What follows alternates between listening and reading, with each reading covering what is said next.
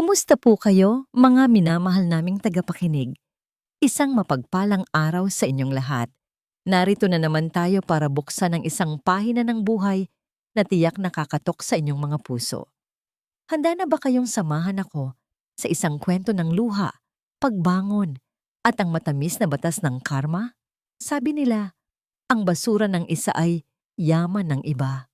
Pero paano kung ang itinapon mong basura ay siya palang naglalaman ng susi sa iyong pagbagsak? Paano kung ang babaeng tinapakan mo sa loob ng 50 taon ay siya palang may-ari ng lupang tinatayuan mo? Sa kwentong ito, matutunghayan natin na ang hustisya ay hindi natutulog. Naghihintay lang ito ng tamang pagkakataon para maningil. Simulan na natin ang kwento ni Sinagtala. Mabigat ang bawat patak ng ulan sa labas. Tila nakikiramay sa bigat ng nararamdaman ni Sinagtala. Sa loob ng malawak at maranyang kusina ng mansyon Kahimanawari, abala ang kanyang nanginginig at kulubot na mga kamay sa paghahalo ng kare-kare. Ito ang paborito ni Lakan. Ito ang paborito ng asawa niya sa loob ng halos 50 taon. Amoy na amoy ang bango ng mani at alamang sa buong bahay. Espesyal ang araw na ito, anibersaryo nila. Sa kabila ng pananakit ng kanyang balakang at ang pamamaga ng kanyang mga tuhod dahil sa rayuma, pinilit pa rin ni Sinag na tumayo simula madaling araw. Gusto niyang maging perpekto ang lahat. Umaasa siya, kahit katititing na pag-asa, na baka sakaling sa araw na ito, makita naman siya ni Lakan, na baka sakaling marinig niya ulit ang salitang salamat. Inayos niya ang hapagkainan. Inilabas niya ang mga pinggang porselana na regalo pa ng kanyang yumaong ama noong kasal nila. Kuminang ang mga ito sa ilalim ng mamahaling chandelier, pero ang kinang na yun ay hindi umabot sa mga mata ni Sinag. Bumukas ang malaking pinto ng mansyon. Pumasok ang malamig na hangin galing sa bagyo, kasabay ng pagpasok ni Don Lakan. Hindi siya nag-iisa. Napatigil si Sinag sa pagpupunas ng mesa. Nakakapit sa braso ng kanyang asawa, ang isang babaeng higit na mas bata, mas makinis, at puno ng alahasang leeg. Marikit, ang babaeng ipinakilala ni Lakan bilang bagong accountant daw ng kumpanya, pero alam ng bawat katulong sa bahay at alam ng puso ni Sinag kung ano talaga ang papel nito. Lakan, mahinang bati ni Sinag. Pilit niyang ngumiti kahit parang pinipiga ang puso niya. Nakahanda na ang hapunan. Niluto ko ang paborito mo. Happy Anniver. Tumigil ka nga, Sinag. Sigaw ni Lakan na parang nairita pa sa pagbati niya. Hindi man lang nito tinignan ang mga pagkaing inihanda niya. Anong anniversary ang pinagsasabi mo? Wala akong panahon sa mga dramang yan. At bakit amoy bagoong ang buong bahay? Nakakasulasok. Tumawa ng mahina si Marikit. Isang tawang matinis na parang tunog ng basag na salamin. Oo nga po, Sir Lakan. Parang amoy palengke tuloy ang mansyon nyo. Sayang ang expensive cologne ko. Napayuko si Sinag. Ang mga kamay niyang puno ng hiwa at paso mula sa pagluluto ay itinago niya sa likod ng kanyang lumang duster. Mula sa taas ng grand staircase, narinig ang lagutok ng tungkod. Pababa na si Senyora Balaraw, ang ina ni Lakan. Sa edad na 90, kuba na ito, pero ang kanyang mga mata ay nananatiling matalim, parang mata ng agila na naghahanap ng sisilain. Ano na naman ang ingay na yan? Bulyaw ng matanda. Sinag, ilang beses ko bang sasabihin sa'yo na kapag may bisita ang anak ko, dumiretso ka na sa kwarto ng mga katulong? Nakakahiya iyang itsura mo, para kang basahan na isinabit sa palasyo. Mama, nanginginig na sagot ni Sinag. Anibersaryo po namin ngayon ni Lakan. Akala ko po kasi. Anibersaryo? Umismid si Senyora Balaraw. Lumapit ito kay Sinag at tinitigan siya mula ulo hanggang paa nang may pandidiri. 50 taon ka nang palamunin sa pamamahay na ito.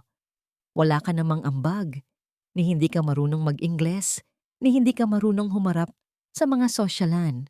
Pasalamat ka at tinanggap ka pa namin. Kahit wala kang dote, nung pakasalan ka ng anak ko, parang sinaksak si Sinag. Gusto niyang sumagot. Gusto niyang isigaw na ang lupang kinatitirikan ng mansyon na ito ay galing sa ama niya. Gusto niyang isumbat na ang puhunan sa negosyo ni Lakan ay galing sa mga alahas ng ina niya. Pero wala siyang lakas. Sanay na siyang tumahimik. Sanay na siyang magtiis. Pero iba ang gabing ito. Lumapit si Lakan kay Sinag.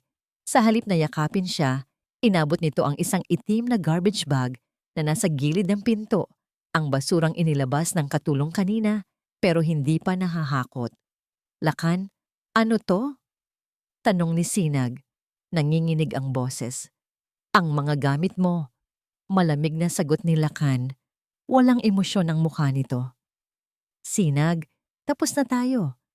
Magpapakasal na ako kay Marikit. Kailangan na naming linisin ang bahay para sa engagement party namin next week. At ikaw ang unang dumi na kailangan naming alisin. Nanlaki ang mga mata ni Sinag. Hindi siya makapaniwala. Lakan, 50 taon. Pinagsilbihan kita. Inalagaan ko ang nanay mo. Pinalaki ko ang mga anak natin. At tapos na ang trabaho mo. Sabad ni Marikit. Sabay pulupot sa braso ni Lakan. Huwag ka nang magmatigas, Lola. Nakaka-wrinkles yan. Umalis ka na lang habang may natitira pang dignidad sa'yo. Lumayas ka na. Sigaw ni Senyora Balaraw sabay turo sa pinto, gamit ang kanyang tungkod. Bago pa makasagot si Sinag, hinablot ni Lakan ang braso niya at kinaladkad siya papunta sa malaking pintuan. Napasigaw si Sinag sa sakit ng kanyang rayuma, pero walang naawa. Binuksan ni Lakan ang pinto at itinulak siya palabas, diretso sa malakas na ulan at hangin. Heto ang nababagay sa'yo! Sigaw ni Lakan sabay bato ng itim na garbage bag sa mukha ni Sinag. Bumagsak si Sinag sa maputik na semento. Tumama ang plastic bag sa kanyang dibdib. Rinig na rinig niya ang tawanan ni na Marikit at Senyora Balaraw mula sa loob bago padabog na isinarado ni Lakan ang mabigat na pinto ng mansyon. Click! Narinig niya ang tunog ng paglalak ng pinto. Naiwan si Sinag sa dilim, basang-basa. Ang kanyang nilutong kare-kare ay nasa loob, mainit pa. Habang siya ay nilalamig sa labas, yakap-yakap ang sarili. Ang mansyon na ipinundar ng kanyang ama ay nakatayo sa harap niya, pero hindi na siya makapasok. Umiyak si Sinag, hindi dahil sa sakit ng katawan, kundi dahil sa sakit ng pagtataksil. Ang luha niya ay humalo sa ulan. Wala siyang mapupuntahan. Wala siyang pera. Ang tanging dala niya ay ang suot niyang lumang duster at ang garbage bag na ibinato sa kanya. Bakit? Hagulgol niya sa langit. Bakit niyo ako ginaganito? Binigay ko naman ang lahat. Nanginginig sa ginaw, napilitan siyang buksan ang itim na plastic bag. Umaasa siya na baka may lumang jacket o kumot man lang na itinapon si Lakan na pwede niyang gamitin panangga sa lamig. Kinapa niya ang loob ng madulas at basang plastik. May mga balat ng prutas, may mga gusot na papel, at may amoy na hindi maganda. Pero sa ilalim ng mga basura, naramdaman ng kamay niya ang isang bagay na matigas at hugis parihaba. Nakabalot ito ng maigi sa makapal na packaging tape at wax paper, tila sadyang itinago para hindi mabasa o masira. Kumunot ang noo ni Sinag. Hindi ito basura. Alam niya ang pakiramdam ng texture na ito. Sa ilalim ng isang aandap-andap na poste ng ilaw sa kalsada, habang hinahampas ng hangin ang kanyang basang katawan, pinunit ni Sinag ang balot. Isang lumang envelope. Kulay kayumanggi na at may tatak ng selyo ng gobyerno noong dekada 70. Binuksan niya ito. Sa liwanag ng kidlat na gumuhit sa langit, nabasa niya ang pangalan sa titulo ng lupa at sa dokumento ng trust fund na nakapaloob dito. Hindi pangalan ni Lakan, hindi pangalan ni Senyora Balaraw. Doon, nakasulat sa malalaking letra ang pangalang matagal na niyang kinalimutan. Sinagtala, Dalangin. At sa ibaba nito, Isang sulat kamay ng kanyang ama na may petsa noong araw ng kanyang kasal. Anak, kung binabasa mo ito, ibig sabihin ay nabigo ako sa pagpili ng asawa para sa'yo. Pero hindi kita iniwang walang sandata. Ang lahat ng ito ay sa'yo. Ikaw ang tunay na may-ari. Napasinghap si Sinag. Napatakip siya ng bibig habang nanginginig ang hawak na papel. Ang basura na ibinato sa kanya ni Lakan ay hindi basura. Ito ang katibayan ng kanyang kapangyarihan. Ito ang espada na matagal na niyang hinahanap. Biglang tumunog ang lumang cellphone sa bulsa ng kanyang duster. Isang lumang unit na tanging anak niyang si Liab lang ang tumatawag. Pero nang tignan niya ang screen, isang hindi rehistradong numero ang umiilaw. Sinagot niya ito. Ang boses ay paos at nanginginig. Hello! Mula sa kabilang linya, isang boses ng lalaki ang sumagot. Boses na malalim, kalmado at puno ng otoridad. Magandang gabi, Sinag, sabi ng lalaki. Huwag mong bibitawan ang hawak mong papel. Huwag kang aalis dyan. 30 taon akong naghintay para sa tawag ng ama mo. Panahon na para bawiin ang sayo. Sa gitna ng bagyo, sa labas ng gate ng mansyong nagtakwil sa kanya, dahan-dahang tumayo si Sinag. Pinahid niya ang ulan sa kanyang mukha. At sa unang pagkakataon, sa loob ng 50 taon, ang mga mata niya ay hindi na puno ng takot. Puno ito ng apoy. Hindi tumitigil ang ulan. Sa isang makipot na eskinita sa Tondo, malayo sa karangyaan ng mansyon Kahimanawari, basang-basa at nanginginig na kumatok si Sinag sa isang pintong gawa sa lumang kahoy. Ito ang inuupahang bahay ng kanyang panganay, si Liab. Ilang sandali pa, bumukas ang pinto. Bumungad si Liab. Suot ang pambahay na t-shirt, gulo-gulo ang buhok, at mukhang kagagaling lang sa trabaho sa call center. Nanlaki ang mga mata nito nang makita ang ina. Inay! Sigaw ni Liab. Agad niyang hinila ang ina papasok. Diyos ko, anong nangyari sa inyo? Bakit basang-basa kayo? Bakit? Bakit ang dumi-dumi ninyo? Hindi nakasagot si Sinag. Ang lamig na nararamdaman niya ay tumagos na sa buto. Parang bata siyang nagpaakay sa anak papunta sa maliit na sofa. Agad siyang binalutan ni Liab ng tuwalya at pinainom ng mainit na tubig. Nang mahimasmasan, tumulo na naman ang luha ni Sinag. Liab, pinalayas na ako. Pinalayas ako ng tatay mo. Natahimik si Liab, pero sa halip na umiyak, kumuyom ang kanyang mga kamao. Namula ang kanyang mukha sa galit, isang galit na matagal nang kinikimkim. Sabi ko na nga ba? Nanggigigil na bulong ni Liab. Sabi ko na nga ba? Gagawin nila to sa'yo kapag wala na silang mapiga. Hayop siya. Hayop silang lahat. Akmang tatayo si Liab, handang sumugod palabas. Pupuntahan ko sila. Susunugin ko ang mansyon na, yan. Hindi pwedeng ganituhin kanila matapos mong ibigay ang buong buhay mo. Huwag! Pigil ni Sinag. Hinawakan niya ng mahigpit ang kamay ng anak. Liab, huwag! Wala tayong laban sa kanila. Mayaman ang ama mo. Maimpluwensya si Mama Balaraw. Tayo? Ano lang ba tayo? Pero inay, hindi pwedeng. Tignan mo to. Putol ni Sinag. Inilabas niya ang itim na plastic bag na kanina pa niya yakap-yakap. Ang basura na ibinato sa kanya. Kumunot ang noo ni Liab. Ano yan? Basura galing sa kanila? Inay, pati ba naman basura nila itatago niyo pa? Hindi anak. Tignan mo. Sa ilalim ng liwanag ng nag-iisang bombilyas sa sala, inilabas ni Sinag ang envelope na nakuha niya kanina. Ang envelope na may pangalan niya at sulat ng kanyang yumaong ama, si Don Fernando. Kinuha ito ni Liab dahil mas sanay sa Ingles at mas maalam sa pasikot-sikot ng dokumento.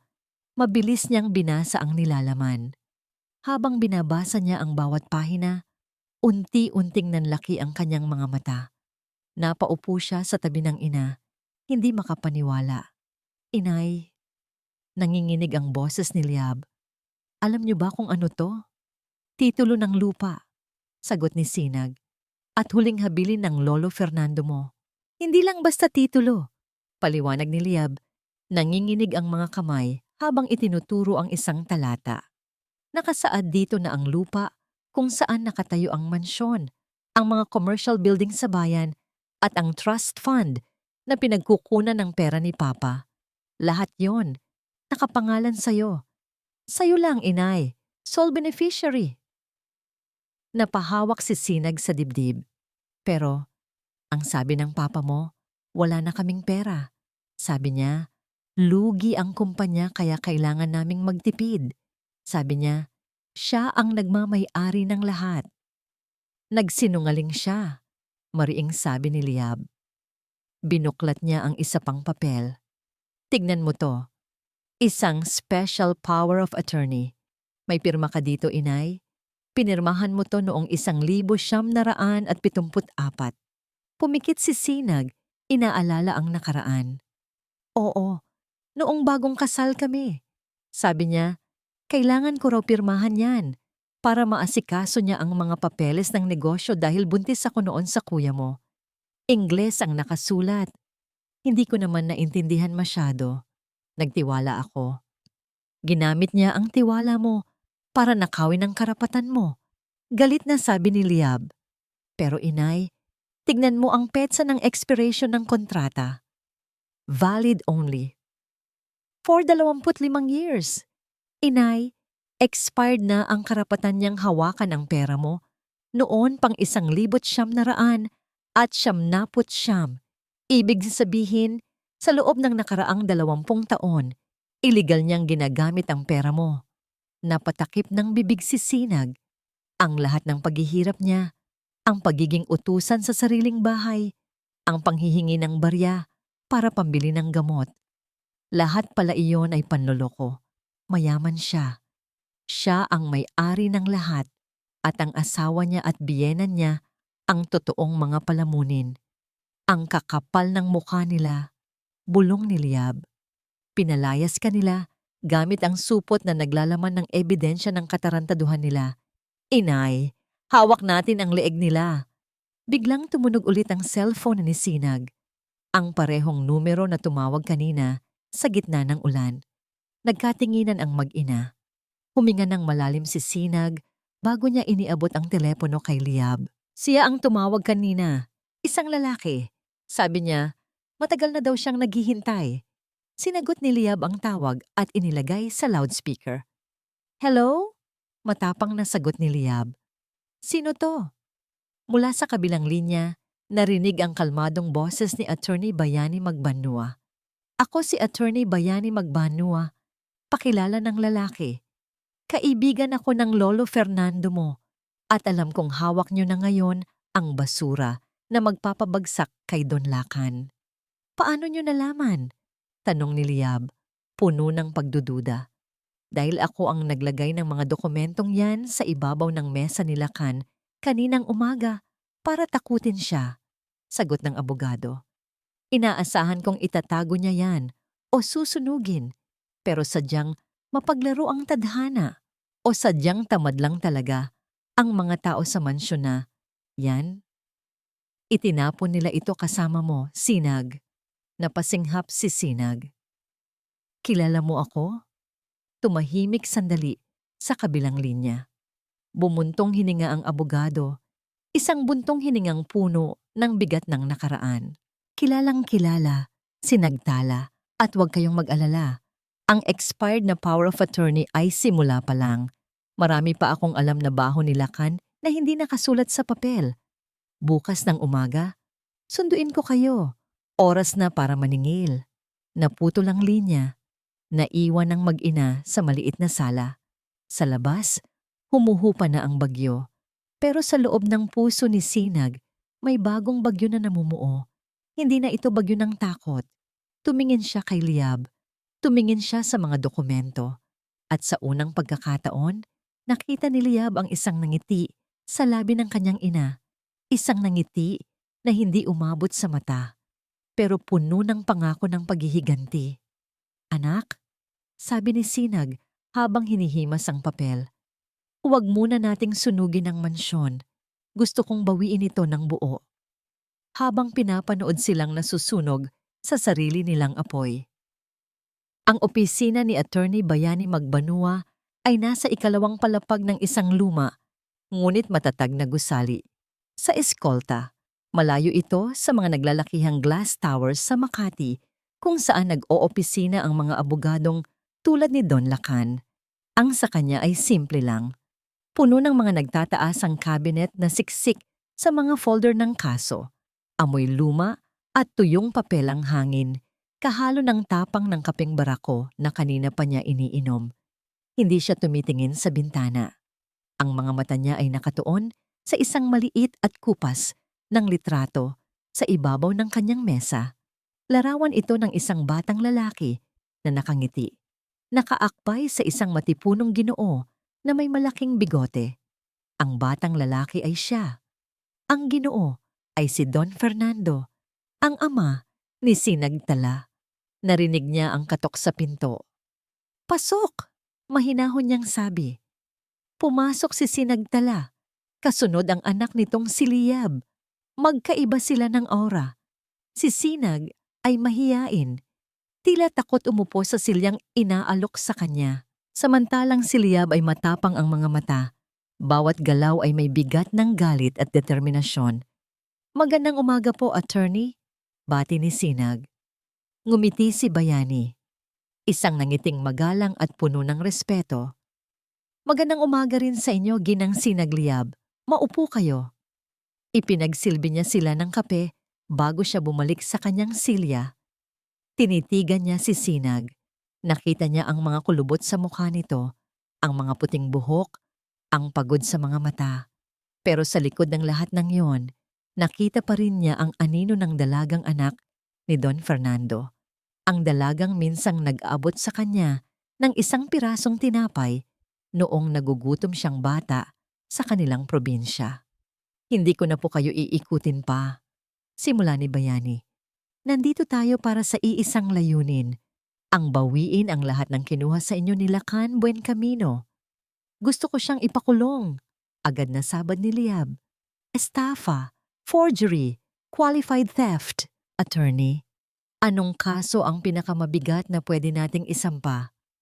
Gusto kong mabulok siya sa kulungan kasama ang nanay niyang bruha at ang kirida niyang mukhang pera." Hindi sumagot si Bayani. Sa halip kinuha niya ang litrato sa kanyang mesa at iniabot kay Sinag. "Naalala niyo pa po ba ang araw na ito?" Kinuha ni Sinag ang litrato. Hinaplos niya ang mukha ng kanyang ama. "Oo, ito yung araw na binuksan ni Papa ang unang library sa ating baryo. Lahat ng bata ay naroon." "Isa po ako sa mga batang yon," sabi ni Bayani. Ang boses niya ay bumaba, naging mas personal. "Ako po yung batang laging pinagtatawanan dahil butas-butas ang tsinelas ko. Pamilya ko po ang pinakamahirap sa buong baryo. Pero ang ama niyo, si Don Fernando, hindi niya ako tinignan na parang basura. Nakita niya ang uhaw ko sa pag-aaral." Tumingin si Bayani kay Liab. "Ang tatay ng nanay mo ang nagpaaral sa akin, mula elementarya hanggang sa makapasa ako sa bar exam. Utang ko sa kanya ang lahat." Bago siya pumanaw, may isa siyang hiling sa akin. Sabi niya, "Bayani, alagaan mo si Sinag. Baka hindi siya kasing tapang mo. Baka malinlang siya ng mundo." Nangako ako sa kanya. Napaluha si Sinag. Sa unang pagkakataon, naramdaman niyang hindi siya nag-iisa. Kaya nang malaman kong unti-unting nilulustay ni Lacan ang yaman ng pamilya niyo, sinimulan ko na siyang imbestigahan. Pagpapatuloy ni Bayani. "Ilang dekada ko nang hawak ang mga ebidensya. Naghihintay lang ako ng tamang pagkakataon. Naghihintay lang ako na kayo mismo, Ginang Sinag, ang magdesisyong lumaban." "Lalaban na po ako," matatag na sabi ni Sinag. Ang boses niya ay hindi na nanginginig. "Pero paano? Ano ang unang hakbang?" "Ang unang hakbang ay hindi pagsampa ng kaso," kalmadong sagot ni Bayani, na ikinagulat ni Liab. "Ano? Pero bakit? Hawak na natin ang lahat ng ebidensya. Dahil ang simpleng kaso sa korte ay hindi sapat na parusa para kay Lacan, paliwanag ni Bayani. Ang korte ay pribado. Ang pagkakakulong ay para lang sa kanya. Ang gusto natin ay isang bagay na mas masakit para sa isang taong tulad niya. Ang gusto nating sirain ay hindi lang ang kalayaan niya, kundi ang puri niya. Tumayo si Bayani at lumakad papunta sa bintana. Ang kayabangan, ang reputasyon, ang tingin sa kanya ng alta sosyedad, yan ang buhay ni Lacan. Kaya doon natin siya wawasakin. Humarap siya sa mag-ina. Hahayaan natin siyang ituloy ang engagement party niya. Hahayaan natin siyang gastusin ang pera mo sa pinakamalaki at pinakamagarbong selebrasyon na kaya niyang gawin. Hahayaan natin siyang imbitahin ang lahat ng mayayaman at maimpluwensyang tao sa Pilipinas. Hahayaan natin siyang ipagsigawan sa buong mundo kung gaano siya kadakila. Isang malamig na ngiti ang gumuhit sa labi ni Bayani. At sa mismong gabi ng kanyang tagumpay, sa harap ng lahat ng kamera, doon tayo papasok. Doon natin isasampal sa mukha niya ang katotohanan. Hindi lang siya makukulong, mapapahiya siya sa buong bansa. At ikaw, Sinag, ikaw ang maglalagay ng posas sa kanyang mga kamay. Natahimik si Liab. Ang galit niya ay napalitan ng paghanga sa plano. Si Sinag naman ay napahawak sa kanyang dibdib. Nakakatakot ang plano. Pero may isang bahagi sa puso niya na natutuwa. Isang bahagi na sabik makita ang pagbagsak ng taong yumurak sa kanya. Payag ako, bulong ni Sinag. Biglang may narinig silang ingay mula sa isang maliit na telebisyon sa sulok ng opisina.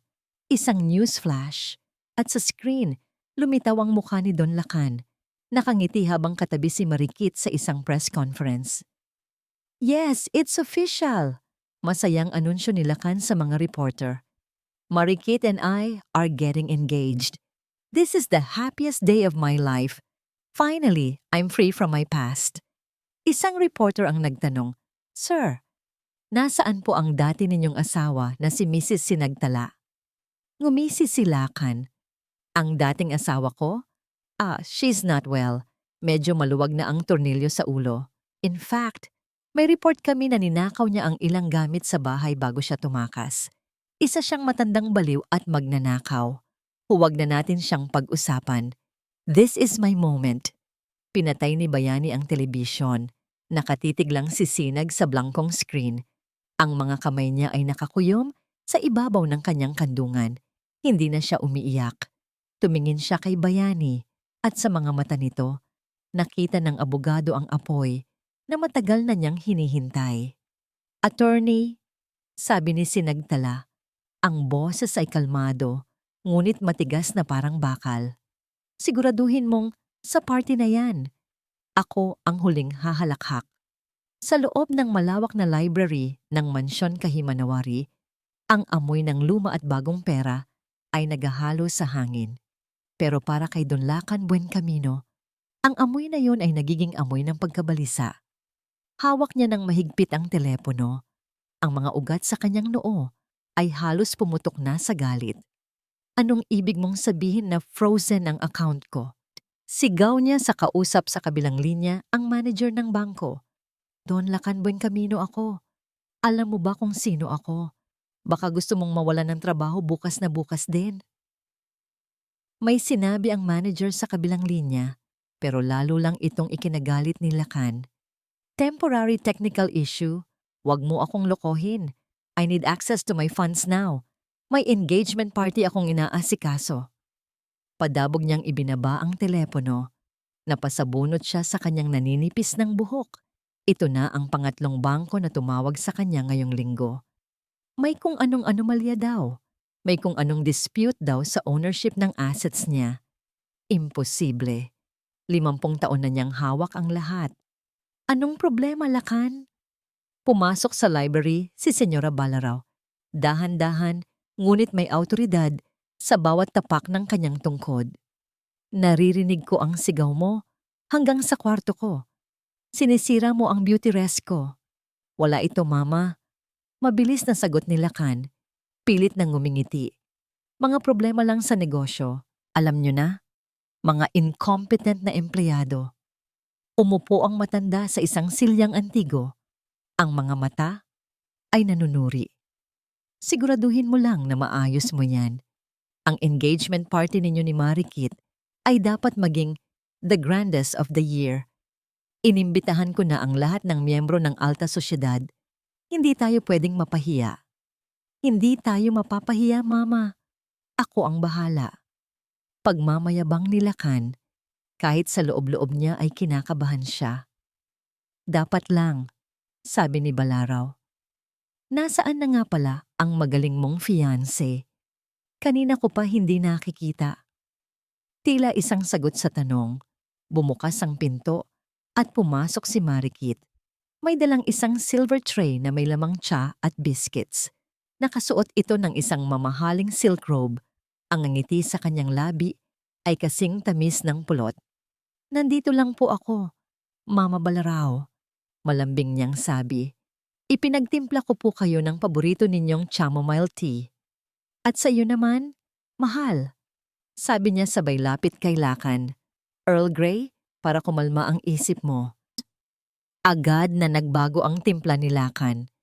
Nawala ang pagkainis niya nang makita ang magandang mukha ni Marikit. Ito ang lunas sa lahat ng kanyang stress. Isang batang-bata at magandang tropeyo na maipagmamalaki niya sa lahat. Salamat, mahal, sabi ni Lakan, sabay halik sa kamay nito. Habang umiinom ng tsaa si Senyora Balaraw, tumalikod si Marikit, kunwari inaayos ang mga libro sa estante. Nakaharap siya sa isang madilim na sulok. Dito, mabilis niyang binuksan ang isang maliit at antigong relikaryo, locket, na nakasabit sa kanyang leeg. Mula sa loob nito, kumuha siya ng isang maliit na dampot ng isang maputing pulbos gamit ang dulo ng kanyang kuko. Maingat niyang inihulog ang pulbos sa tasa ng tsaa ni Lakan na nakapatong sa mesa sa tabi niya. Agad itong natunaw, walang iniwang bakas. Heto, mahal, sabi ni Marikit. Humarap ulit na may ngiti. Inabot niya ang tasa kay Lakan. Ubusin mo yan. Mainit pa. Masarap sa pakiramdam. Kinuha ni Lakan ang tasa at humigop. Wala siyang naramdamang kakaibang lasa. Ngumiti siya. Salamat, Marikit. Ikaw lang talaga ang nakakaintindi sa akin. Hindi katulad ng iba dyan na puro sakit lang sa ulo ang dala. Ang huling pangungusap ay isang patama kay Sinag at tumawa silang pareho. Pati si Senyora Balaraw ay napangisi.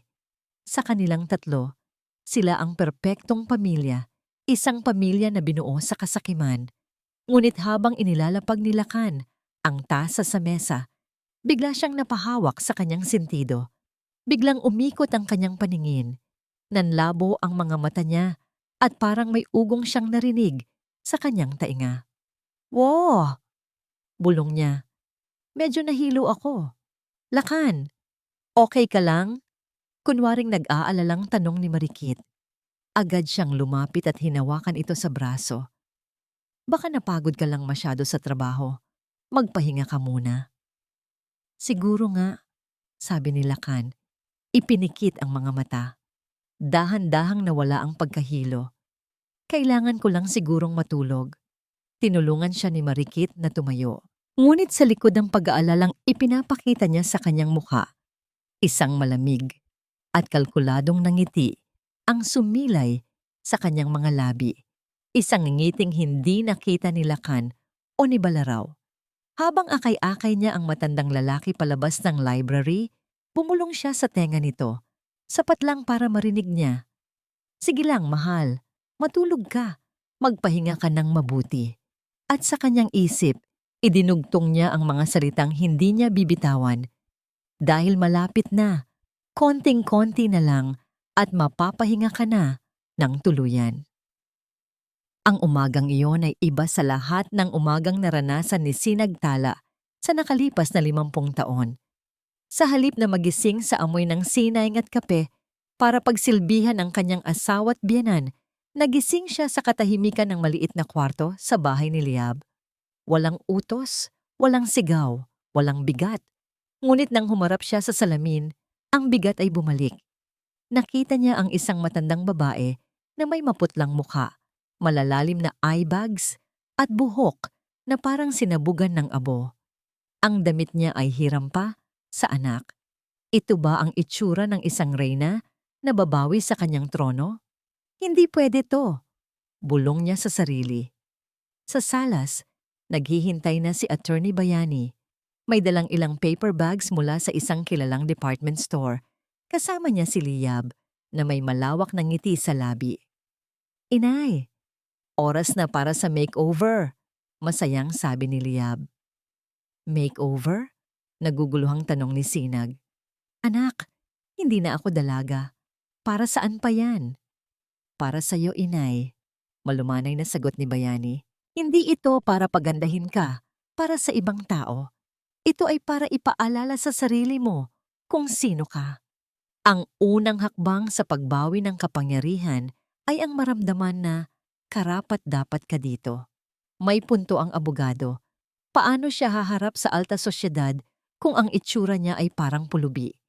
Pumayag si Sinag. Ang sumunod na mga oras ay tila isang montage mula sa pelikula. Una, dinala siya ni Liab sa parlor. Ang mahaba at maputing buhok ni Sinag na dati laging nakapusod lang ay ginupit. Isang eleganteng bobcat na nagbigay hugis sa kanyang mukha. Kinulayan ito ng dark brown na may kaunting highlights, sapat lang para magkaroon ng buhay, ngunit hindi para magmukhang pilit na nagpapabata. Sunod, tinuruan siya kung paano maglagay ng light makeup, foundation para takpan ang mga mantsa ng edad, kaunting kilay para sa depinisyon, at isang lipstick na may kulay ng lumang rosas. Wow, inay! Manghang sabi ni Liab. Parang ibang tao kayo.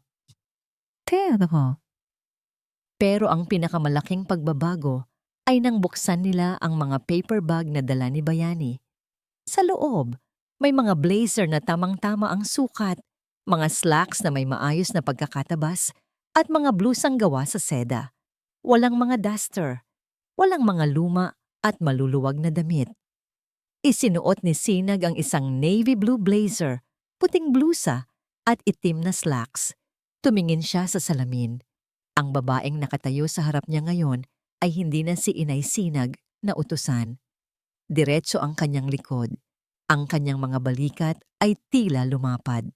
Ang kanyang mga mata ay may kislap ng kumpiyansa.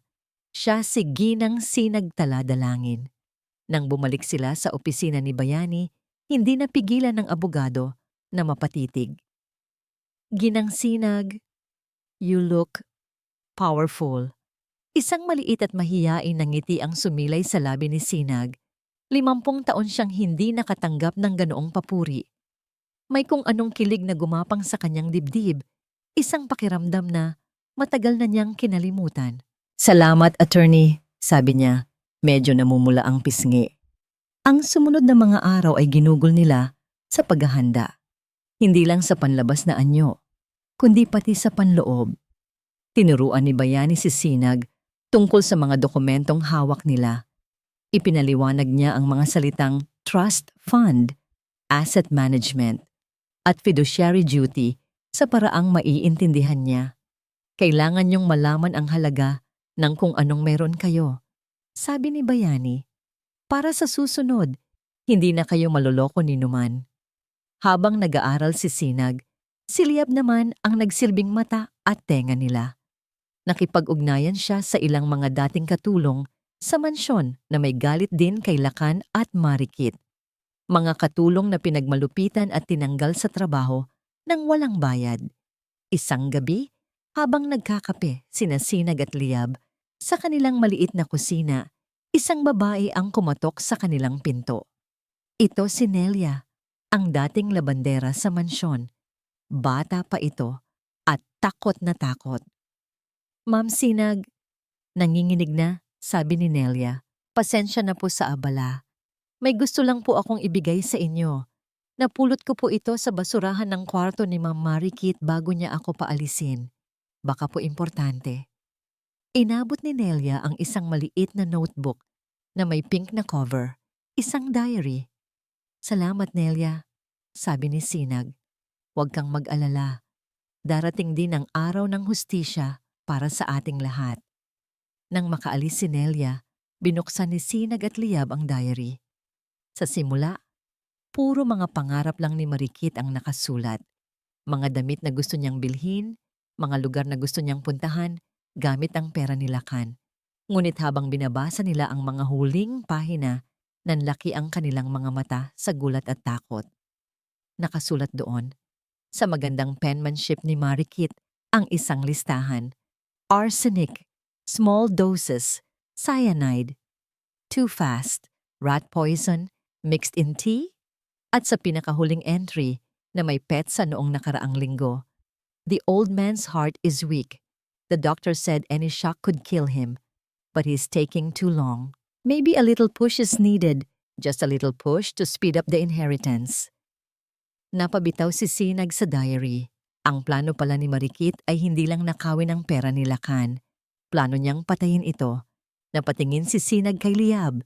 Nakita niya ang galit at kasiyahan sa mga mata ng anak niya. Inay, sabi ni Liab, ang boses ay malamig. Hayaan natin siya. Nabitawan ni Sinag tala ang diary. Nahulog ito sa sahig na may mahinang kalabog. Ngunit ang tunog na yon ay umalingaw-ngaw sa kanyang tainga na parang isang malakas na kulog. Pagpatay. Ang plano ni Marikit ay hindi lang magnakaw. Ang plano niya ay pumatay. Tumingin siya kay Liab, umaasang makakita ng parehong gulat at takot sa mga mata ng anak. Ngunit ang nakita niya ay isang bagay na mas nakakakilabot. Isang malamig na determinasyon. Isang kislap ng tagumpay. Hayaan natin siya, inay. Ulit ni Liab. Ang boses ay kalmado na parang yelo. Hayaan nating gawin ng ahas na yon ang gusto niya. Problema nila yan. Hindi na natin kailangang dumihan ang mga kamay natin. Hindi makapaniwalang umiling si Sinag. Liab, anong sinasabi mo? Papabayaan nating mamatay ang papa mo? Papa? Tumawa si Liab ng walang kagalakan. Anong papa, inay? Ang taong nagtulak sa'yo palabas sa ulan? Ang taong tinawag kang baliw at magnanakaw sa buong Pilipinas? Hindi ko na siya ama. Isa siyang halimaw. At kung may ibang halimaw na gustong pumatay sa kanya, sino tayo para pumigil? May punto ang sinasabi ni Liab. Isang makamandag na punto na gumapang sa puso ni Sinag. Naisip niya ang 50 taon ng pagtitiis. Ang mga salitang masasakit. Ang mga gabing umiiyak siya mag-isa. Ang kahihiyan. Hindi ba ito na ang karma? Ang langit na mismo ang nagpaparusa kay Lakan sa pamamagitan ng babaeng ipinalit niya sa kanya. Mas mapapadali pa nga ang lahat. Pagpapatuloy ni Liab na parang nababasa ang isip ng ina. Kapag namatay siya, mas madali nating mababawi ang lahat. Wala nang mahabang kaso. Tapos ang problema. Tumayo si Sinag at naglakad-lakad sa maliit na sala. Hindi siya mapakali. Bawat salita ni Liab ay parang tinig ng demonyo na bumubulong sa kanya. Nang aakit, nangangatwiran, oo. Galit siya kay Lakan. Sukdulan ng galit niya. Gusto niyang makita itong nagdurusa. Pero ang mamatay sa laso ng sarili niyang kirida. Pumasok si Sinag sa kanyang kwarto at isinara ang pinto. Humarap siya sa salamin. Nakita niya ang bago niyang buhok, ang bago niyang damit. Pero sa likod ng lahat ng iyon, nakita niya ang sarili niyang mga mata. Mga matang pagod na pero hindi pa rin kayang maging masama. Hindi ako mamamatay tao. Hindi ako katulad nila. Kung hahayaan ko siyang mamatay, bulong niya sa sarili. Anong ipinagkaiba ko kay Marikit? Anong ipinagkaiba ko kay Lakan na hinayaan akong magdusa sa loob ng 50 taon? Ang paghihiganti ay matamis, pero may lason din itong dala. Ang lasong yon ay sisira, hindi lang sa taong kinamumuhian mo, kundi pati na rin sa kaluluwa mo. Ang gusto niya ay hustisya, hindi kamatayan.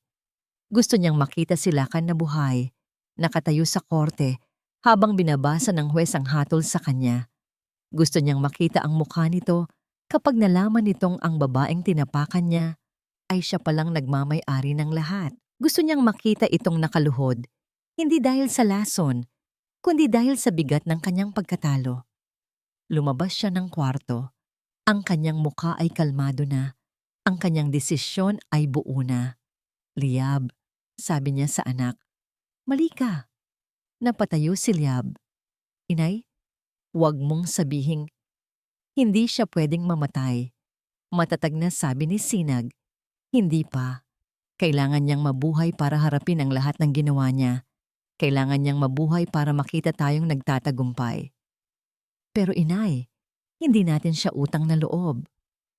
"Hindi ko ito ginagawa para sa kanya," sagot ni Sinag. Tinitigan ng diretso ang mga mata ng anak. "Ginagawa ko ito para sa sarili ko. Hindi ako bababa sa lebel nila.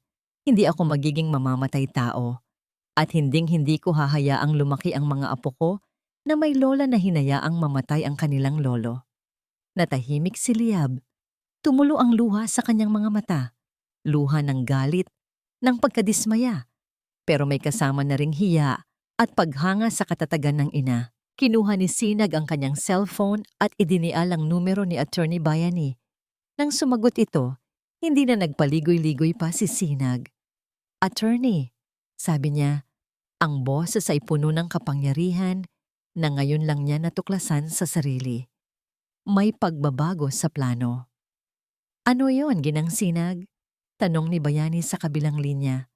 "Bago natin bawiin ang pera ko," sabi ni Sinag, "kailangan muna nating iligtas ang buhay ng asawa ko." Natahimik sandali sa kabilang linya. Isang katahimikang puno ng gulat at paghanga. Pagkatapos ay sumagot si Bayani. "Naiintindihan ko. Mas naging komplikado ang laro. Pero mas naging interesante. Simulan na natin ang pagbuo ng bitag." Ibinaba ni Sinag ang telepono. Tumingin siya sa diary ni Marikit na nasa sahig. Ang laso na para sana kay Lakan ay nagbigay sa kanya ng lunas. Ang lunas mula sa pagiging biktima. Mabubuhay siya. Bulong ni Sinagtala sa hangin. Dahil ang kamatayan ay isang napakadaling takasan. At para kay Lakan Buencamino, walang magiging madali simula ngayon. Mula sa bintana ng kanyang opisina, pinapanood ni Attorney Bayani Magbanua ang pagdagsa ng mga sasakyan sa abalang kalsada ng eskolta. Bawat sasakyan ay may sariling destinasyon, sariling kwento. Ngunit sa isip niya, iisang destinasyon lang ang mahalaga ngayon, ang pagbagsak ng imperyo ng kasinungalingan ni Lakan Buencamino. "So ito ang plano," sabi ni Bayani, humarap kina Sinag at Liab na nakaupo sa harap ng kanyang mesa. Ang pinakamalaking kahinaan ni Marikit ay ang kanyang kasakiman. Gagamitin natin yan laban sa kanya. Papaniwalain natin siya na may mas malaki siyang makukuha kaysa sa simpleng mana mula kay Lakan. Kumunot ang noo ni Sinag. "Pero paano? Anong mas malaki pa kaysa sa lahat ng yaman na ninakaw nila sa akin?" Isang mapalinlang na ngiti ang sumilay sa labi ni Bayani. Isang bagay na hindi totoo. Kinuha niya ang isang pirasong papel at nagsimulang magsulat. "Magtatanim tayo ng isang kwento, isang alamat. Ang alamat ng huling kayamanan ni Don Fernando. Sasabihin natin na, bago mamatay ang ama mo, Sinag, nagtago siya ng isang secret vault na naglalaman ng mga ginto, diamante, at mga bearer bonds, isang kayamanan na hindi nakadeklarang sa gobyerno at hindi kasama sa trust fund." "Pero walang ganon," sabi ni Liab. "Eksakto," sagot ni Bayani. Pero maniniwala si Marikit dahil ang mga taong sakim ay laging naniniwala sa mga kwentong magpapayaman sa kanila. At heto, ang pinakamahalagang bahagi ng bitag. Ang vault na ito ay may dalawang susi. Ang isa ay isang pisikal na susi na ipapaniwala nating dinala mo noong umalis ka. Ang pangalawa ay isang biometric na susi. Kailangan ng thumbprint ni Lakan Buencamino para mabuksan ito. Nagkatinginan ng mag-ina. Unti-unti nilang naiintindihan ang plano. Ibig sabihin, bulong ni Sinag, kailangan niya si Lakan na buhay para makuha ang kayamanan. Tama? Kumpirma ni Bayani. Hindi lang natin siya pipigilan sa paglason, bibigyan natin siya ng rason para protektahan pa nga ang buhay ni Lakan habang abala siyang hanapin ang isang bagay na hindi naman nag-e-exist. Ang plano ay isinagawa ng may surgical precision. Kumuha si Bayani ng isang private investigator, isang veteranong aktor-aktoran na nagpanggap bilang si Mang Jun, isang matandang hardinero na di umano matagal nang nagsilbi kay Don Fernando. Sa isang palengke malapit sa mansyon, kung saan alam nilang namimili si Marikit para sa kanyang mga personal na luho, aksidenteng nabangga ni Mang Jun ang dalaga. Nako, pasensya na po, senyora, sabi ni Mang Jun, habang tinutulungang pulutin ang mga pinamili ni Marikit. Tinitigan niya ng maigi ang mukha nito. Teka, kayo po ba ang bagong asawa ni Don Lakan?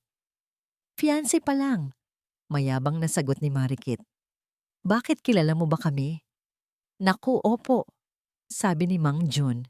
Ako po si Jun, dating hardinero ni Don Fernando, ang yumaong ama ni Ma'am Sinag. Ay naaalala ko pa nung araw.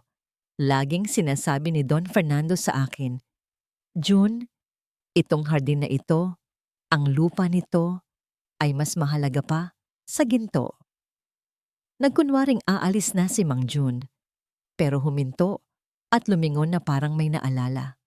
Nga pala, senyora, kung sakali lang pong makita niyo ang isang susi na hugis sa raw, huwag niyo pong iwawala. Yan po ang susi sa huling kayamanan na laging binabanggit ng matanda. Sabi niya, tanging si Ma'am Sinag at si Sir Lakan lang ang makakapagbukas noon ng magkasama. Pagkasabi noon, mabilis na umalis si Mang Jun. Iniwan si Marikit na tulala sa gitna ng palengke. Ang lason ay agad na tumalab. Hindi ang lason para kay Lakan, kundi ang lason ng kasakiman sa isip ni Marikit. Sa mga sumunod na araw, napansin ni Lakan ang pagbabago sa kilos ng kanyang nobya. Hindi na ito kasing lambing tulad ng dati. Lagi itong wala sa sarili. Madalas niya itong nahuhuling naghahalughog sa mga lumang kabinet sa library. Isang beses, nakita niya itong kinakapa ang mga ladrilyo sa hardin na parang may hinahanap na sikreto. Mahal, anong ginagawa mo? Tanong ni Lakan. Wala. Mabilis na sagot ni Marikit. Hinahanap ko lang kung saan magandang magtanim ng mga rosas para sa party. Nagsimulang magduda si Lakan. Pati ang kanyang kalusugan ay tila bumubuti. Hindi na siya gaanong nahihilo. Ang tsaa na tinitimpla sa kanya ni Marikit ay parang wala ng epekto. Isang hapon, dumating ang isang truck ng courier sa mansyon. Dala nito ang daan-daang makakapal at eleganteng invitation cards para sa engagement party. Kulay ginto at krema, mabango, at nakaukit ang mga pangalan ni Lakan at Marikit. Isa sa mga imbitasyon ay ipinadala sa maliit na apartment sa Tondo. Hawak ni Sinag ang papel. Napakaganda, napakamahal, at nabili gamit ang kanyang sariling pera. Tinitigan niya ang mga pangalan na nakaukit sa ginto. Hindi na siya nasasaktan. Wala ng kirot. Tumingin siya kay Layab at kay Attorney Bayani na naroon din sa kanyang tabi. Itinaas niya ang imbitasyon na parang isang baso ng alak. Isang paanyaya, sabi ni Sinag. Ang boses ay kalmado at puno ng bakal na determinasyon. Isang imbitasyon para sa kanilang sariling paghuhukom. Isang gabi na lang, 24 na oras na lang bago ang engagement party. Sa maliit na apartment sa Tondo, ang hangin ay puno ng tensyon at pag-asa. Si Sinagtala, sa tulong ni Liab, ay isinusukat ang kanyang isusuot para bukas. Isang simple ngunit eleganteng Filipiniana terno na kulay pulang-pula, na parang dugo, na parang apoy. Ito ang kulay ng digmaan. Ito ang kulay ng pagbabalik. Bagay na bagay sa inyo, inay, sabi ni Liab habang inaayos ang laylayan ng damit. Bukas, Lahat sila luluhod sa harap nyo. Ngumiti si Sinag. Sa unang pagkakataon sa loob ng maraming linggo, nakaramdam siya ng kapayapaan. Handa na siya. Ano man ang mangyari bukas, alam niyang ginawa niya ang tama. Biglang may kumatok ng malakas sa kanilang pinto. Hindi ito isang ordinaryong katok. May bigat, may pagbabanta. Nagkatinginan ng mag-ina. Sino yan? Kinakabahang tanong ni Liab. Sumenya si Sinag na manahimik. Dahan-dahan siyang sumilip sa maliit na siwang sa bintana. Nanigas siya. Nakatayo sa labas, sa ilalim ng madilim na eskinita, ay si Senyora Balarao. Hindi ito nag-iisa. Nasa likod nito ang dalawang malalaking lalaki na nakasuot ng barong at may mga anyong bodyguard. Buksan niyo ang pinto. Sinag. Sigaw ng matanda mula sa labas. Ang boses ay matinis at puno ng galit. Alam kong nandyan ka. Huwag kang magtago na parang daga. Walang nagawa si Liab kundi buksan ang pinto. Pumasok si Senyora Balarao na parang isang reyna na dumadalaw sa tirahan ng mga alipin. Inilibot niya ang kanyang nanlilisik na mga mata sa kabuuan ng maliit na apartment, puno ng pandidiri. So dito ka na pala nakatira ngayon. Umismid ang matanda. Bagay na bagay sa'yo. Sa isang basurahan. Ano ang kailangan nyo? Matapang na tanong ni Liab. Humarang sa pagitan ng kanyang ina at ng matanda. Hindi pinansin ni Balarao si Liab. Ang mga mata niya ay nakatuon lamang kay Sinag. Akala mo matalino ka ano? Akala mo maloloko mo kami ng abogado mong mukhang PI? Nanlamig si Sinag. Paano niya nalaman? May mga mata at tenga ako sa lahat ng sulok ng Maynila. Sinag, pagpapatuloy ng matanda na parang nababasa ang nasa isip niya. Nakarating sa akin ang balita. Nagpapaganda ka raw, nag-aayos, naghahanda para sa isang malaking sorpresa bukas. Lumapit si Balarao kay Sinag. Itinukod nito ang kanyang tungkod sa sahig. Ang tunog ay matinis at nakakakilabot. Ano man ang binabalak mo para bukas, itigil mo na. Dahil kung itutuloy mo, sisirain ko hindi lang ikaw, kundi pati na rin ang mga anak at apo mo. Wala kaming ginagawang masama, sigaw ni Sinag. Talaga ba? Tumawa ang matanda, isang tawang walang kagalakan. Naaalala mo ba si Leandro? Sa pagkarinig ng pangalang iyon, napahawak si Sinag sa kanyang dibdib. Para siyang binuhusan ng nagyeyelong tubig. Si Leandro, ang kanyang unang pag-ibig. Ang lalaking ipinagkasundo sa kanya bago siya pilit na ipakasal ng kanyang ama, kailakan para sa negosyo.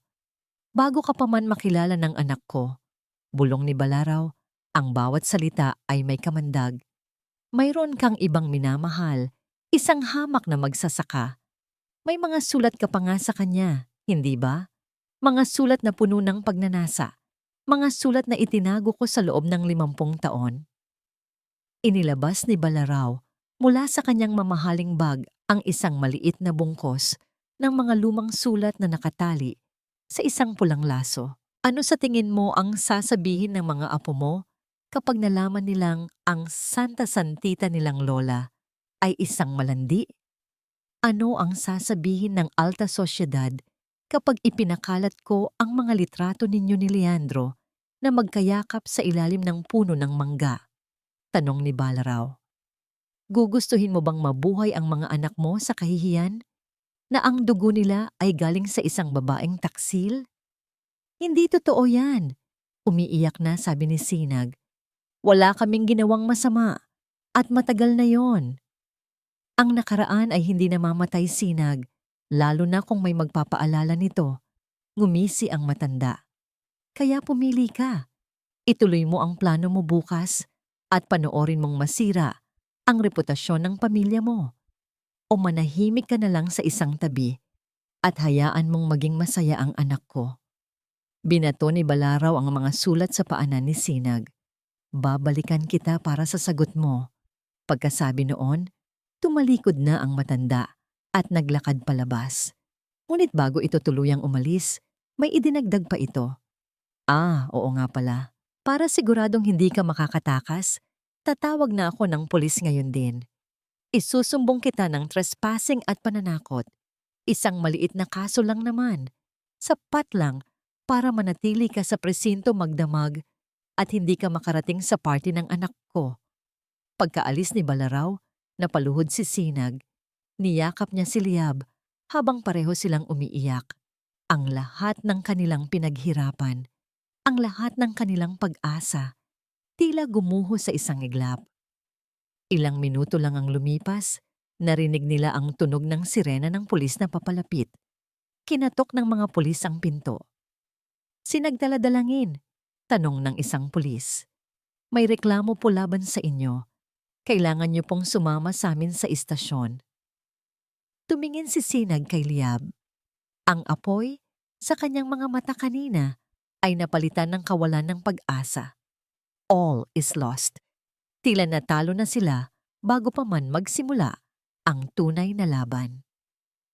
Ang Grand Ballroom ng Manila Peninsula Hotel ay kumikinang na parang isang kahon ng alahas. Ang mga kristal na chandelier ay nagbibigay liwanag sa daan-daang bisita na nakasuot ng kanilang pinakamamahaling barong at gown. Umaapaw ang champagne at ang hangin ay puno ng halimuyak ng mga bulaklak at mamahaling pabango. Ito ang engagement party ni na Don Lacan Buencamino at Marikit Sangano. Ito ang pinakamalaking social event ng taon. Nakatayo si Don Lacan sa gitna ng lahat. Ang dibdib ay nakaumbok sa pagmamalaki. Bawat opisyal ng gobyerno, bawat bilyonaryo, bawat sikat na artista ay lumalapit para batiin siya. Pakiramdam niya ay isa siyang hari. Isang napakagandang gabi, Don Lacan, bati ng isang senador. Salamat sa pagdalo. Nakangiting sagot ni Lacan. Ganyan talaga kapag nahanap mo na ang tunay na kaligayahan. Sa isang tabi, nakaupo si Senyora Balaraw sa isang silyang parang trono. Pinapanood ang tagumpay ng kanyang anak. Ngumunguya siya ng pagkain ng may kasiyahan. Panatag na ang loob niya. Ang balakid na si Sinag ay kasalukuyang nilalamok na sa isang selda sa presinto. Panalo na sila. Si Marikit naman ay abala sa pagngiti sa mga kamera. Hawak-hawak ang braso ni Lacan. Ngunit sa likod ng kanyang mga ngiti, ang kanyang mga mata ay mailap. Kanina pa siya palingalinga. Sinusubukang hanapin ang mga senyales ng huling kayamanan na ibinulong sa kanya ng matandang hardinero. Ang gabing ito ay simula pa lang ng kanyang mas malaking tagumpay. Mga ginoo at ginang, anunsyo ng MC sa entablado. Dumating na po ang pinakahihintay nating sandali. Ang pagpapalitan ng singsing ni na Don Lacan at ng kanyang napakagandang nobya, si Marikit. Nagpalakpakan ng lahat. Umakyat sa entablado ang magkasintahan, sinalubong ng nakakasilaw na ilaw ng mga kamera. Kinuha ni Lacan ang isang maliit na kahon mula sa kanyang bulsa. Sa loob, isang dambuhalang diamante ang kumikinang. Marikit, simula ni Lacan. Ang boses ay ipinroyekta sa buong ballroom. Sa harap ng lahat ng naririto, ipinapangako ko sa iyo ang buong mundo.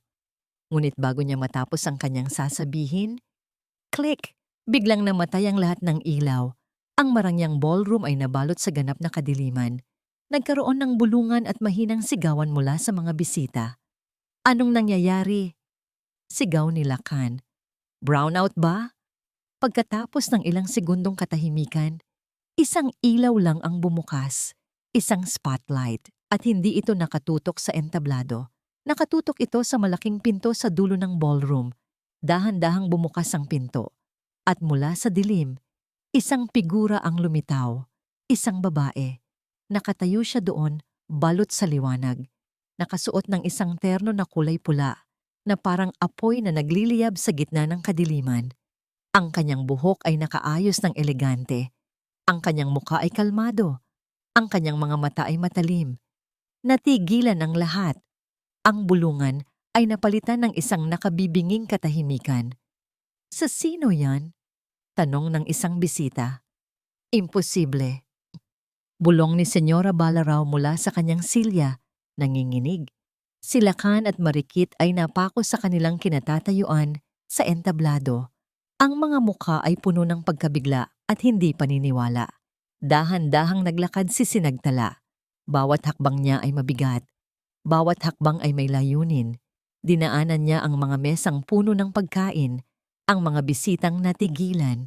Walang sino mang humarang sa kanya. Umakyat siya sa entablado. Kinuha niya ang mikropono mula sa kamay ng MC na hindi makapagsalita sa gulat. Humarap siya sa lahat.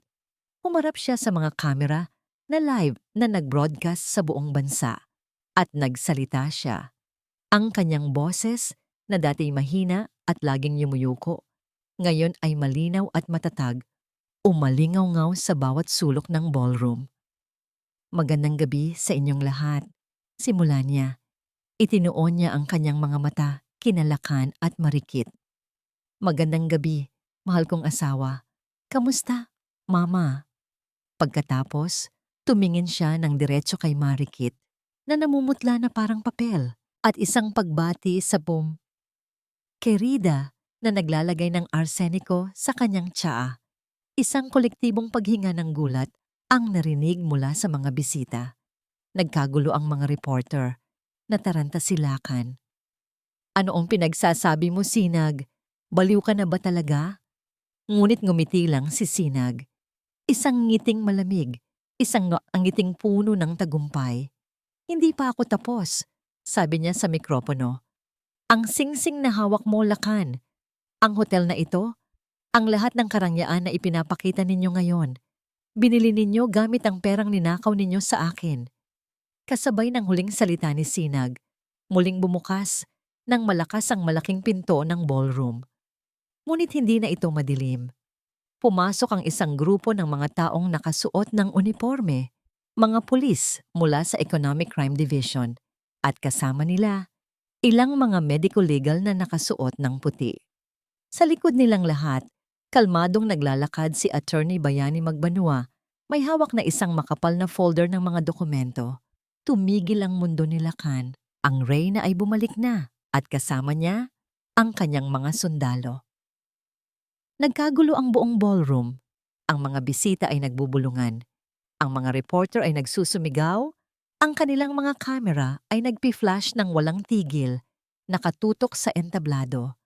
Ang engagement party ay naging isang sirkus ng eskandalo. Lacan Buencamino, Marikit Sangano. Malakas na sabi ng isang opisyal ng pulis mula sa Economic Crime Division. Kayo po ay inaresto para sa kasong estafa, forgery, attempted murder, at grave slander. Mayroon po kayong karapatan na manahimik. Anumang sabihin nyo ay pwedeng gamitin laban sa inyo sa korte. Nagpanik si Lacan. Ano ang pinagsasabi nyo? Hindi ako nagkasala. Ito ay kasinungalingan. Ang babaeng ito, turo niya kay Sinag, ay baliw. Matagal na siyang wala sa tamang pag-iisip. Ngunit ngumiti lang si Sinag. Isang nangiting matalim. Talaga? Attorney Bayani, ipakita mo sa kanila kung sino ang tunay na baliw. Umakyat si Attorney Bayani sa entablado. Inabot niya ang isang remote control. Biglang bumukas ang isang malaking LED screen sa likod ng entablado. Ipinapakita ang isang malaking scanned document. Mga ginoo at ginang, simula ni Bayani, ang boses ay kalmado ngunit may bigat. Ang mansyon Kahimanawari, ang Buencamino Group of Companies, at lahat ng ari-arian na pinagsasamantalahan ni Don Lacan sa loob ng 50 taon ay hindi po sa kanya. Ang lahat po ay nakapangalan sa asawa niyang, si Ginang Sinagtala Dalangin. Ipinakita ni Bayani ang scanned copy ng huling habilin, Last Will and Testament, ni Don Fernando Dalangin, ang ama ni Sinag. Malaki at malinaw ang pangalan ni Sinag bilang sole heiress. Ngunit hindi lang yan. Pagpapatuloy ni Bayani, noong gabi ng kanilang kasal, ginamit ni Don Lacan ang tiwala ng isang inosenteng dalaga. Pinirmahan niya sa isang dokumento na hindi niya maintindihan, isang power of attorney na naglilipat ng karapatan sa pamamahala ng kanyang yaman kay Don Lacan. Ipinakita ni Bayani ang power of attorney. Ngunit ang power of attorney na ito ay may expiry date, 25 taon. Ibig sabihin, noong 1900 at 79 pa ito nag-expire. Sa loob ng 20 taon, illegal na ninakaw ni Don Lacan ang yaman ng kanyang asawa. Nagkaroon ng bulungan sa mga bisita. Ang mga mukha ni Lacan at Marikit ay namutla na. Imposible! Sigaw ni Marikit. Kasama ako sa negosyo. Alam ko ang lahat ng papeles. Wala akong nakitang ganyan. Talaga ba? Ngumisi si Bayani. Inilabas niya ang pink na diary ni Marikit. O baka naman, abala kayo sa pagpaplano kung paano patayin ang taong inaasawa nyo. Ibinato ni Bayani ang diary sa harap ng mesa ng pulisya. Agad itong pinulot ng isang medical legal. Sinungaling! Sigaw ni Marikit. Walang ganyan. Gawa-gawa nyo lang yan. Kung gawa-gawa lang yan, sabi ni Sinag, lumapit kay Marikit. Bakit kanina mo pa hinahalughog ang mansyon para sa isang secret vault? Bakit kanina ka papalingalinga sa basurahan namin? Agad na hinablot ng isang pulis ang bag ni Marikit. Sa loob, nakita ang isang maliit na vial. Arsenic, kalmadong sabi ng medical legal na umamoy sa laman ng vial. Ang parehong lason na nakita namin sa preliminary test sa tsana iniinom ni Don Lacan. Napatulala si Lacan. Ang lahat ng dugo sa kanyang katawan ay tila umagos at nawala. Tumingin siya kay Marikit. Ang kanyang mga mata ay puno ng pagtataksil at takot. Marikit, pinlano mong patayin ako? Nanginginig niyang tanong. Hindi, sigaw ni Marikit. Lumayo kay Lacan. Ikaw ang nagpakuha ng mga papel na, yan, ikaw ang masama. Inay, tulungan niyo ako. Pero wala nang tulong na darating. Nakita na ng lahat ang katotohanan. Ang pangatlong kaso, dagdag ni Bayani.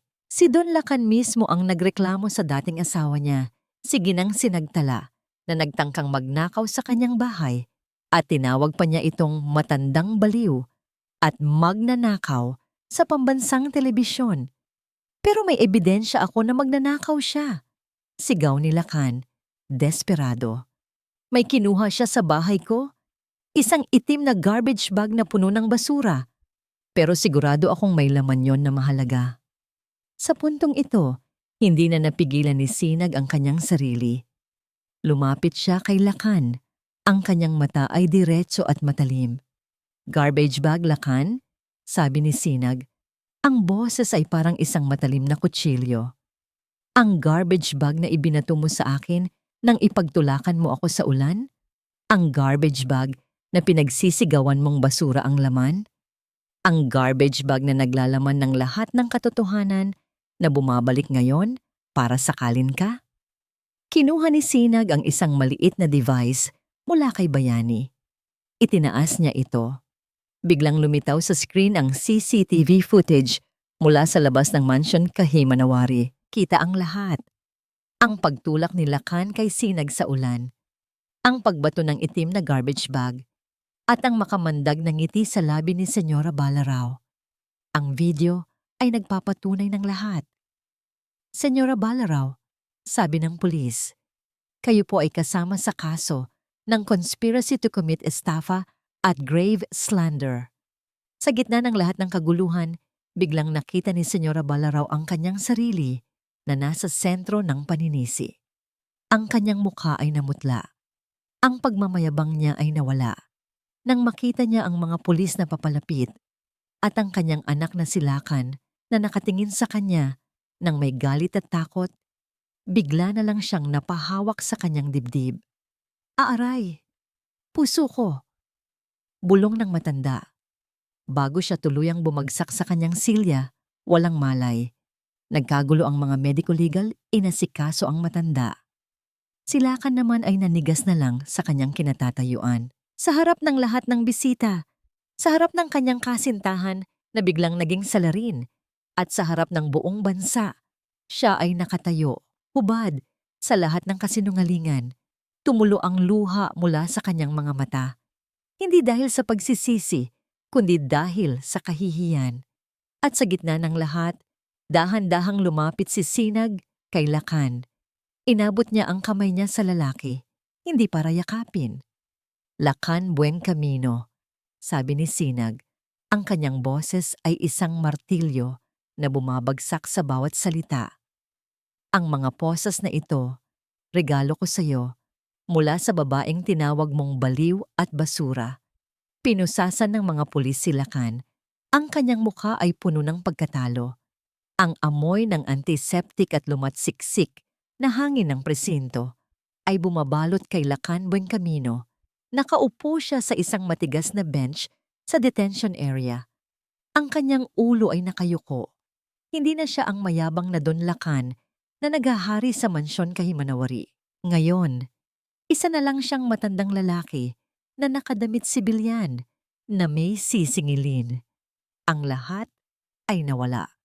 Ang kanyang yaman, ang kanyang reputasyon, ang kanyang kalayaan, ang kanyang kinabukasan. Bumukas ang bakal na pinto ng detention area. Pumasok si Sinagtala, hindi siya nag-iisa. Kasama niya si Attorney Bayani Magbanwa. Ngunit sa pagkakataong ito, walang pulis na sumama sa kanila. Ito ay isang pribadong paghaharap. Nang makita ni Lakan si Sinag, agad siyang napatayo. Nagkaroon ng kislap ng pag-asa sa kanyang mga mata. Isang desperadong pag-asa. Sinag... Nanginginig ang kanyang boses. Sinag, mahal ko. Alam kong nagkamali ako, pero pinlano ako ni Marikit. Inabuso niya ang tiwala ko. Hindi ko alam na may nilalagay pala siya sa tiya ko. Ginawa ko lang yon dahil mahal kita. Dahil sa atin, patawarin mo ako, mahal. Lumapit si Lakan kay Sinag, akmang hahawakan ang kanyang mga kamay. Ngunit umatras si Sinag. Ang kanyang mukha ay walang emosyon, ang kanyang mga mata ay walang awa. Mahal? Ulit ni Sinag, isang mapait na ngangiti ang sumilay sa kanyang labi. Matapos ang 50 taon ng pagdurusa, Lakan, ngayon mo lang ako tatawaging mahal? Alam kong galit ka. Sabi ni Lakan, lumuhod sa paanan ni Sinag. Ang kanyang mga mata ay puno ng luha. Pero Sinag, pakiusap. Huwag mo akong iwanan. Hindi ko kaya nang wala ka. Hindi ko kaya na mawala ang lahat. Hindi ko kaya sa kulungan. Ikaw lang ang may kapangyarihan para iligtas ako.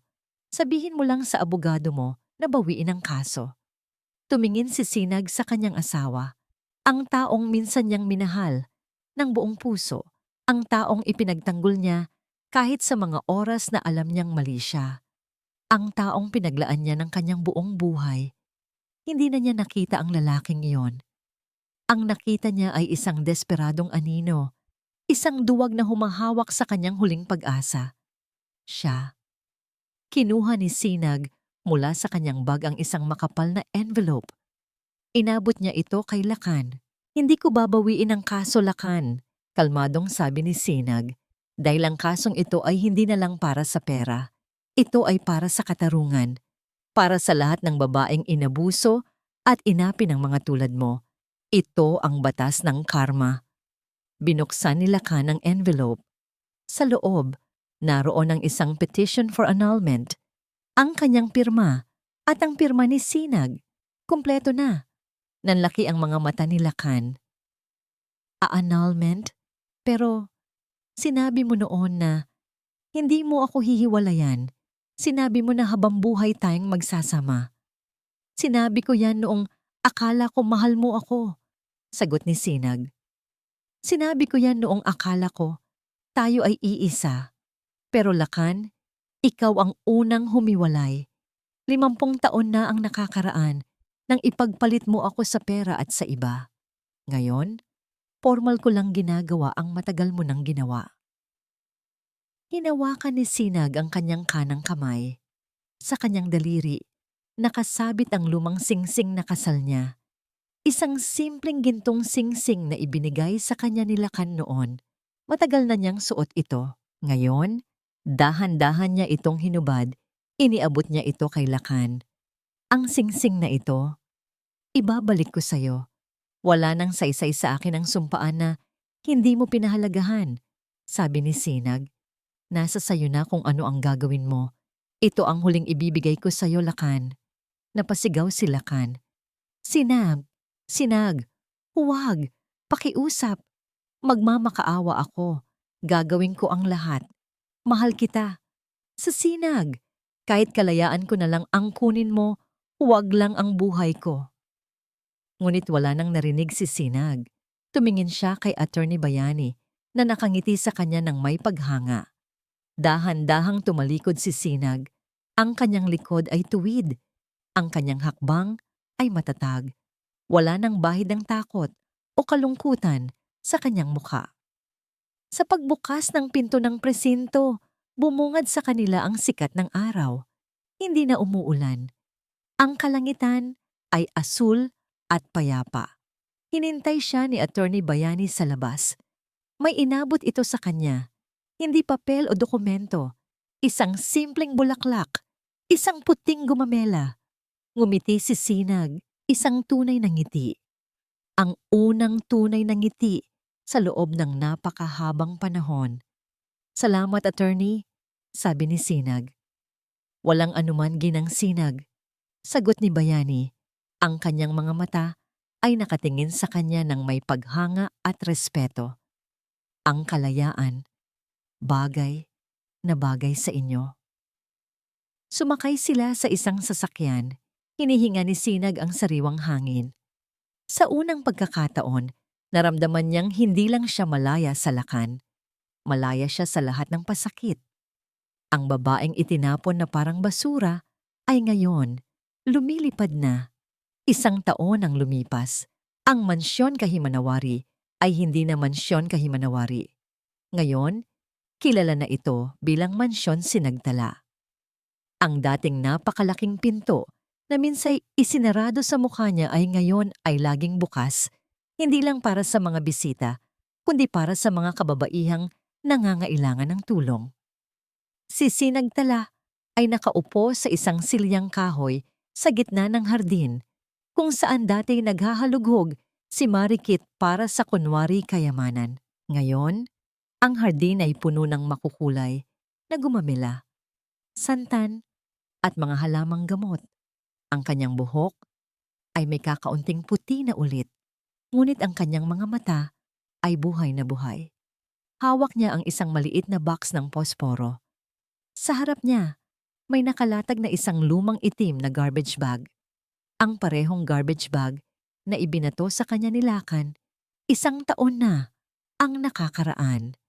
Nasa loob nito ang mga natitirang junk files, mga balat ng candy, at mga resibo mula sa grocery na nakalimutan na niya. Matagal na niyang inalis ang mga dokumento. Ngayon, ito ay isang ordinaryong basura na lang. Isinindi niya ang posporo. Sa loob ng ilang segundo, nagliyab ang plastic bag. Pinanood ni Sinag ang apoy na kumakain sa luma at mabahong bag. Hindi siya nakaramdam ng galit. Wala na ang puot. Ngayon, ang nakita niya lang ay isang simbolo. Ang simbolo ng lahat ng sakit na kanyang binitiwan. Ang simbolo ng kanyang nakaraan na tuluyang nasusunog, nagiging abo, at lumilipad kasama ng hangin. Bumalik siya sa mesa. May kape, mainit pa, at may platito ng ensaymada. Pumasok si Liab. Masaya ang muka. Inay, ang dami pong bisita sa foundation ngayon. Halos 10 kababaihan ang humihingi ng tulong legal para sa marital abuse. Sige Liab, sabi ni Sinag. Sabihin mo kay Attorney Bayani na ako na ang bahala sa kanilang lahat. Bigyan natin sila ng boses. Bigyan natin sila ng lakas. Si Lakan ay kasalukuyang nakakulong. Naghihintay ng pinal na hatol. Si Marikit ay nakakulong din at nahaharap sa mas mabigat na kaso dahil sa attempted murder. Si Senyora Balaraw naman ay nasa isang private hospital. Nagpapagaling mula sa kanyang stroke. Wala ng lakas at kapangyarihan para magmalupit. Ang lahat ay nakakuha ng nararapat sa kanila. Pero hindi na doon nakasentro ang buhay ni Sinag. Ang mansyon Sinagtala ay naging sentro ng Dalangin Foundation, isang non-profit organization na tumutulong sa mga kababaihan na biktima ng marital abuse at financial fraud. Ang mga abogado ni Attorney Bayani ay nagbibigay ng pro bono services. Si Liab ang naging operations manager at si Sinag, ang kanilang inay Sinag, ang naging inspirasyon at simbolo ng pag-asa. Dumaan si Attorney Bayani sa hardin, may dalang folder. Good morning, Ginang Sinag. Maganda ang umaga natin ngayon. Oo, Attorney. Ngumiti si Sinag. Mas maganda kaysa dati. Hindi na siya nag-iisa. Sa kanyang tabi ay ang kanyang anak, ang kanyang mga apo, na madalas dumadalaw at tumatakbo sa malawak na hardin. At si Attorney Bayani, ang lalaking matagal nang naghihintay, ang lalaking naging angkla niya sa panahong kinailangan niya ng lakas. Ang relasyon nila ay hindi pagganap na pag-ibig sa romantikong kahulugan. Ito ay mas malalim. Ito ay paggalang. Ito ay pagkakaibigan. Ito ay pagtitiwala. Ito ay dalawang kaluluwang nagkaroon ng pangalawang pagkakataon sa buhay. Ginang Sinag, sabi ni Bayani, inabot ang isa pang puting gumamela. Sabi ng mga babae sa foundation, kayo daw ang kanilang ilaw, ang kanilang pag-asa. Inamoy ni Sinag ang bulaklak. Ang kanyang puso ay puno ng kapayapaan. Hindi kailanman nagtatapos ang kwento ng isang babae, attorney. Sabi ni Sinag, hanggat may sikat ng araw may pag-asa, hanggat humihinga, may kakayahang bumangon, at hanggat may lumalaban para sa katarungan, mayroon tayong dahilan para manatiling matatag. Tumingin siya sa malawak na asul na kalangitan. Ang araw ay sumisikat. Ang simoy ng hangin ay sariwa. Ito ang bagong umaga sa kanyang sariling hiraya. Sana ay marami kayong napulot na aral mula sa kwento ni Ginang Sinagtala. Ang kanyang paglalakbay ay patunay na hinding-hindi kailanman huli ang lahat para sa isang babae na bawin ang kanyang kapangyarihan, ang kanyang halaga, at ang kanyang kalayaan. Ang tunay na pag-ibig sa sarili ay mas matibay kaysa sa anumang lason ng pagtataksil. Hindi dito nagtatapos ang ating paglalakbay. Marami pa pong kwentong kasing ganda at mas puno ng aral dito sa aming channel.